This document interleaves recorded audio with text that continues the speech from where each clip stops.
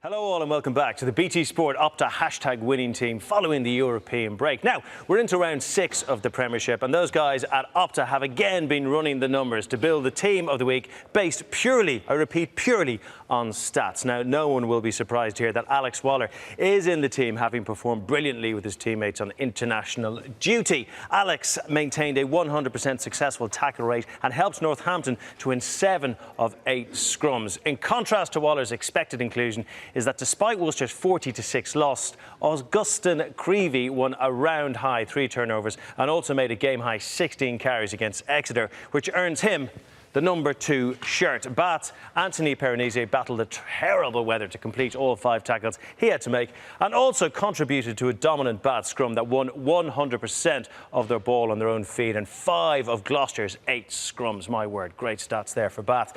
Now, one of the most popular players in the Premiership is Samu Manoa, and he was comfortably the player of the round thanks to a 100% tackle success rate, an impressive tally of 5 defenders beaten and a try to complete a superb game. He was simply awesome, and you might find it hard to believe, but another Worcester player, Mariano Galarza, completed all 16 tackles he attempted and he earned the number 5 shirt. As I said, it's based on Opta stats, so some of these might surprise you. Now, England hopeful Tom Johnson is at 6. He made a round high 21 tackles against Worcester. That's a good day's work. He was also the Chiefs' joint top ball carrier with 12 carries. Only 2 players made more tackles than Ben White. 16 he made in round 6. He also scored 2 tries in Exeter's win over Worcester. And to complete the back row, a nice inclusion is young Jack Clifford, who came off the bench to score a try for Quins. Despite being on the pitch for just 47 minutes, he made 11 carries for 75 metres. Well done, Jack.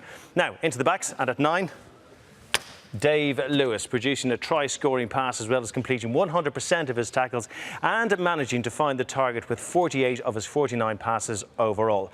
Surprisingly, Andy Good, who had a phenomenal performance against Leicester, has been pipped to the 10 shirt by a friend of BT Sport, Freddie Burns. Now, Freddie scored all 13 of Gloucester's points against Bath, including a try conversion and 2 penalties. He made 8 tackles in defeat to the local rivals and his kicking out of hand was pretty much perfect. So he takes the 10 shirt. There you go. Should it have been good? That's a debate you can have at home on your sofa.